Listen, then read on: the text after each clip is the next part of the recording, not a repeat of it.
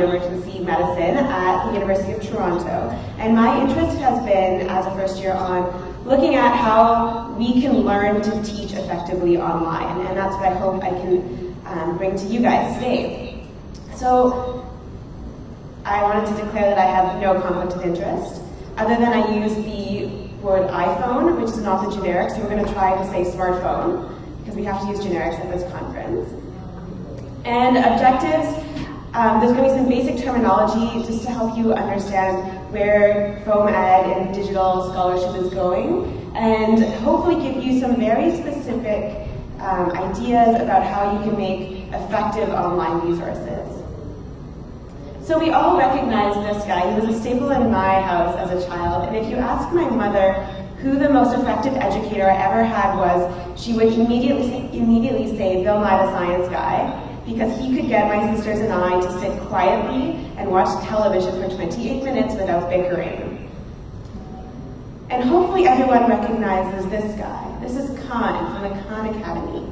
He has been revered the world over because he has taken frustrating, anxiety-provoking homework time for teens around science and math and made learning fun, where you can pull out an iPad with your family or your mom and actually learn together. Both of these educators are really standout educators in their respective fields. But what I wanted to know is, what did they do that made them so effective that you remember them and recognize them instantaneously? Emergency medicine education looks a lot like this. You're tweeting, you're looking up apps, you're scrolling through pocket cards, and you're engaging with people around the world about things that you're learning. This is no surprise to anyone in this room. My interest really is in looking at asynchronous education, and that means learning around cases and not according to a schedule or a syllabus. And that really is what we do in the Emerge. Our patients come in whatever order they want, and we see them in the order that they come. And for a lot of learners, this is the challenge of emergency medicine. There's no curriculum. You have to be able to pick up and go on your feet. And I think asynchronous education, which is learning at whatever order comes your way, can really be an effective way of learning. And technology has been one of the solutions to people who find this challenging, like I think we all do.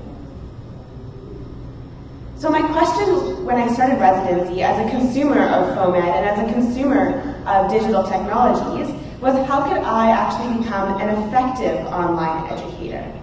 And I really thought about this for some time, and I approached some mentors and some leaders in the field like Teresa Chan and Andrew Petrosoniak. Hopefully that name resonates with a few people.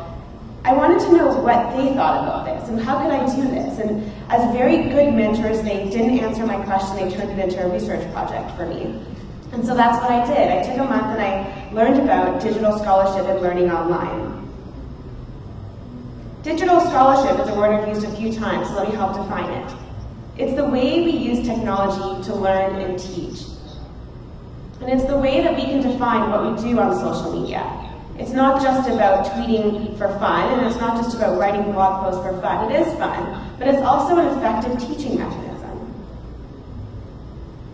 So there's a few things we know about digital scholarship that we've established already in the few years that FOAM Ed has become really popular in emergency medicine. We know that it's a staple, that all of us are doing it. Every single one of us, I'm sure, has at least one app or one digital technology that they use in the emergency department to teach or to learn. We know that digital scholarship and engaging in online teaching actually does make you a better resident because it has advantages over textbook-based learning. You can engage in real-time discussion and critical analysis. You can actually start learning how to teach and find an area that you can become a master of and develop content mastery in an area that you may not have had any skills in before. And we also know that there are very few resources out there to actually guide effective online material production. So there isn't a lot of guidance about how long should you make a blog post. What's the best format to use if you're going to do a podcast? Or how do you get people to click onto your site and actually look at your materials?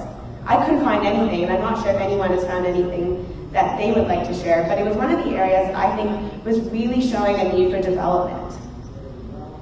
So I developed a digital scholarship elective, and this was a month where I spent thinking about how we're teaching online currently and what I could do to become better at it. I used diabetic foot infections and skin and soft tissue infections as my topic of area that I wanted to master, or at least develop some skills in, because it was an area of much need of personal growth. And at the end of this block, I wanted to really understand what digital scholarship meant in the context of asynchronous education. How is technology helping me as a resident learn on the fly? And as a final objective for this block, I wanted to develop my own learning materials for diabetic foot infections and skin and soft tissue infections that I could share using FOMED and using online dissemination tools. So I'll briefly show you these resources. They're not designed for you to be able to read off of the screen, but they're all available at Boring EM to be downloaded into your pocket cards or onto your iPhone. So we created something called Alia's Antibiotic Series, which is a really, really big name to live up to. Thank you to Teresa Chan for creating it. So we essentially made pocket cards for reference. So there was a diabetic foot infection pocket card on the treatment and management of diabetic foot infections. There were 2 skin and soft tissue infection pocket cards, one for cellulitis with abscess and another for cellulitis without abscess. And there was a chalk top. And the chalk top was designed as a really basic primer on antibiotics for medical students and junior residents. Now the reason I'm telling you about this project is because I think that it provided me with a framework of actually critically looking at online education. And I came up with a few design strategies that I wanted to share with everyone today that hopefully is a start for actually looking at how we can make more effective online educational materials. It wasn't something that was easy for me, and it wasn't something that came naturally, actually. And the first thing that I really thought I learned from this project was that in order to design effective online learning materials, you have to be very specific about your audience. I think we all tend to see learners like this. They're all the same, they all have the same needs and the same skill levels, they'll all engage in exactly the same way. But we know from our clinical experiences that this isn't true. Learners look a lot more like this. There's juniors and seniors, there's people who are more comfortable with some topics than others, and there's people who learn faster and in different ways than others. That's not a surprise to anyone in this room. So the idea of being specific and actually targeting a certain group of learners when you're creating online learning materials will actually really make your materials more effective and more intentional for the people who are using them. So I called my first design strategy today, understanding your audience. There's an area of development called design thinking, and it's used in business, it's used in technology, it's used in computers. It's all about the way that we actually see how people use what we create. It's not just in medicine. And they really emphasize the idea of asking yourself specific questions about who is going to use your resources, how much time will they spend using your resources, when and where will they use it, and how will they access it. And the key part of these questions is to actually narrow down your audience. It's not going to be everything to everyone, so find a certain group of people that you think will really benefit from the resource that you're creating. So what we did is we took our idea of creating a diabetic foot pocket card for learners, a very broad area, and we asked very specific questions. So in terms of who I wanted to use these cards, I thought it was really going to be for junior learners, like R1, CC4, CC3. I thought they'd spend maybe 10 minutes looking at the resource. And I learned later that that's a grand overestimation. In terms of when they will use it and where, I thought that it would be good to have something you could pull up on your phone in the emergency department as a quick guide to get ready for the fearful pimping. And I thought it would probably be used in a minor area of the emerge, so in your rapid area of minor. And so you needed to be something that was to the point. You weren't going to have a lot of time to read through extensive writing. And I really wanted to design something that was specific for a small screen that you could use on the few inches you have on your iPhone. Importantly, we realized that the more specific we made the answers to all those questions, the more intentional we could actually be about creating these resources. And it started to look really different than what we originally intended. This resource, while it might be very useful for junior learners, probably would not be useful for anyone in an infectious disease fellowship, which they know way more than I do about this topic. But this is good as a primer and as a starting point with a very emerge focus. As I mentioned before, design thinking is creating products with the end user in mind. And as an example of people who did this really well, I refer back to Bill Nye the Science Guy and the Khan Academy. They really knew who their audience was. be it trying to target small children and keep them occupied for 28 minutes by using big noise and big excitement, by really engaging with colors and lots of fancy moving parts of a show, or really targeted, short, visual, simple presentations of math problems that help learners at home learn without monopolizing the only few hours you have for learning and doing your homework at home. Both of these gentlemen, in their own ways, actually mastered targeting their audience, and I think it was one of the things that really separated them from other educators. And they did it exceptionally well. So my first design strategy was to be specific about your audience. So we did that. We created very targeted resources. And then we launched them online. We were able to host them on boringam.org and had a few months to see how they were picked up. They were pretty successful, actually, in the beginning. So the skin and soft tissue infection pocket cards were viewed 814 times at the time that I made this presentation in 55 countries. The diabetic foot infection pocket cards were viewed in 35 countries. They had a Life in the Fast Lane mention, which was a huge, huge bonus. And we realized that although I had created resources that I wanted to be viewed in about 10 minutes, the average time people spent on these pages was between 3 and 5 minutes. I grossly overestimated the amount of time that people would spend on their website. I had to really question whether or not these resources would be effective or useful to people if they're not really reading the whole thing. So we spent some time thinking about, well, if people are not going to spend a lot of time accessing these resources online, how do we know what they're going to look at? Or how can we make it so that they at least know what they're looking at before having to scan the whole page? So the second idea that we were reading up about was about F-scanning. And I'll tell you what F-scanning is. It was created by the NN Group Online, which actually specializes in online marketing and design thinking. Before I even tell you about that, though, I came across a very interesting article recently in Time magazine. Microsoft did a study where they looked at 2,000 people. And it was actually a Canadian article that was published. And they showed that the average attention span today is 8 seconds, which is now less than the average attention span of a goldfish at a staggering 9 seconds. So if you can imagine those of us trying to teach or learn anything, anywhere, be it online or in person, you have about 8 seconds. So I've lost you about 14 and a half minutes ago. But that's okay, I'm going to try to get you back again. The idea is that you have a very short amount of time, about the time it takes to read or send a text message. So how can we take advantage of that time and encourage you to stay a little bit longer? So like I mentioned, F-scanning, and I think it's the second design strategy because it really helps you develop a framework for what you're creating. The NN Group Online took eye-tracking devices and put them onto people and had them scan through websites and web pages, and they used heat maps to actually track how they did it. Now, I don't know if anyone else in this room does this, but I certainly don't exhaustively read web pages. I look at a web page, I find a picture, I usually find a caption of the picture, and maybe scan to something that's bolded, and then down to the bottom to see how long the page is and whether or not I'm actually going to read it. And then I usually get a text message and move on. Don't read the whole page at all. And what they showed is that I'm not unique in that. Everyone actually does this. People will scan the page in the shape of an F, and if you squint your eyes in the middle picture especially, you'll see an F. People scan across the top of the page where there's some bolded text or the title. They'll scan down the side of the page until they see some more bolded text. They might read across that text. They'll see an image or a list on the right-hand side. They'll scan that. And then they'll barely read anything at the bottom. That's your 8 seconds. And that's where you need to front-load your information that you're going to show people in 8 seconds.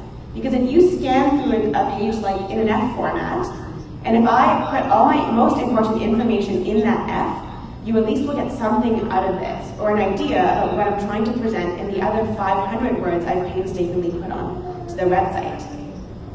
So when we created these diabetic foot and skin and soft tissue pocket cards, we tried to use this as we developed it. So again, you don't need to be able to read the words on the page, but I want you to see how we presented the information. We used an F. When you scan across the top, you can see a few things. There's gradations to the information we're providing. There's something different between the first, second, third, and fourth columns. We put headings at the top so that you knew that what the columns represented. So there's an uninfected, mild, moderate, and severe category. And then we put the subheadings down the side. So even if you just scan the top of the page and the side, you know what the rest of the information is on this page. And hopefully that makes it easier for you to actually track through it. Or, when you save it onto your phone, you can see that, hey, the next time I need information about diabetic foot infections, I know this pocket card is going to tell me something about signs and symptoms, or it might tell me something about treatment. You've created a log of this resource, and hopefully when you need to refer back to it at some point, you'll have an idea about where it's going to take you. So we really tried to take advantage of this idea of scanning. And I think it's something that if you remember and use as you're producing online materials, it'll actually make them easier to for people to store into their minds. The last design strategy that I learned about and we learned about and wanted to use in our resources was to create a framework from visual cues. So I'm showing you two pictures here. The one on the left is the information that I originally was going to post online. It's the exact same information that you'll find in the table. That was, I thought, a really great resource because it was going to be concise. I used really nice bullets. It was black and white and very simple. But you can't see anything about that. You can't get any idea about what I'm trying to present. And if people F-scan, then they're going to see one category across the top and likely nothing the rest of the way down. There's nothing to indicate any sort of learning framework.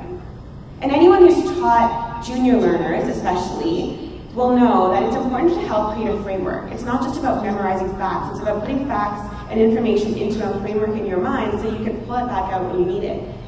The staff and the senior residents that I work with all seem to do this exceptionally well, and it's something that, as a junior, we need to learn how to do.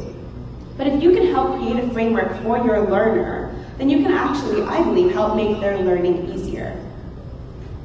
So the resource on the right is what I already showed you. It actually provided you a framework. There's colors so that as you're tracking through your phone and tracking downwards, you don't lose which column you're in. There's a gradation to the color and severity, so red, bad, you get scared about red things. Blue, keep cool, it's fine, it's unaffected. We used bold when it was appropriate at the top, but not too much. And the other thing we did is we actually helped create some comparisons. So the image on my right and your left, there's no ability to actually see how mild is different than moderate, and moderate is different to severe. And I think that's really important for people to know as well. If you're categorizing things, how can you prove that it belongs in one category and you can't show it doesn't belong in another? And so we tried to help people make that comparison. So even if you looked up mild infection treatment, you'd be able to compare it to moderate and hopefully learn a little bit about moderate infections too at the same time. This is by no means a perfect way of doing it, but it was one way that we saw that we could actually help create a framework. And I think that's the third design strategy that I learned and thought would be really effective for people to know when they're creating online tools. There's a few areas of future growth in terms of in terms of digital scholarship, and my colleagues will present about this shortly. The first one, I think, is that we need some guidelines. We need some more information, way more than what I presented here today and what I know, in terms of how to create effective online content. I think we're really focusing a lot on volume these days. It's about how many blog posts, how many page views, how many podcasts. And volume is important because it's how you create a mass, and a critical mass of people using technology. But it's not necessarily the most important way of presenting and teaching online. I think you actually have to think about how can we make this effective, so that it's not just a huge database of information that's not necessarily targeted or categorized. The second area is an area that I found that I had a lot of support in was the fact that my staff and mentors were guiding me through the process. And it was incredibly effective. With technology these days, these staff don't necessarily need to be at your side. They don't even need to be at your program or in your city. The mentors that I had were in two completely remote sites from me at the time, and they were still able to help guide the process. This is really no different than having somebody vet your grand rounds presentation, or to talk to you about a topic that you're going to talk about at rounds. Having their guidance actually allows you to talk to someone about it, and it's very helpful. And finally, I think that we need to look at more ways of assessing validity. Again, it's not just about volume and page views, which is one way of looking at if something was successful. Actually looking at if what you're doing is making an impact, I think, is some critical analysis that needs to be done whenever anyone posts anything online. So just to go back to review the objectives that I started the presentation off with, I wanted you to understand what asynchronous education was. That is learning on the fly, learning as things come your way, not according to a syllabus. As well, the definition of digital scholarship, which is the way we use technology to learn online. And then I mentioned 3 design strategies. To be specific, to remember that people F-track or F-scan the page, and and to create a framework for visual cues when you produce online content. I'd like to acknowledge the support of the mentors that I did have on this project, Dr. Andrew Petrosoniak at St. Michael's Hospital in Toronto, Dr. Teresa Chan from McMaster University, as well as Dr. Ken Milne for allowing me to be a part of this talk and this project, and then GoryEM.org because they allowed me to post my resources online. And I'm open to questions at this point if there are any.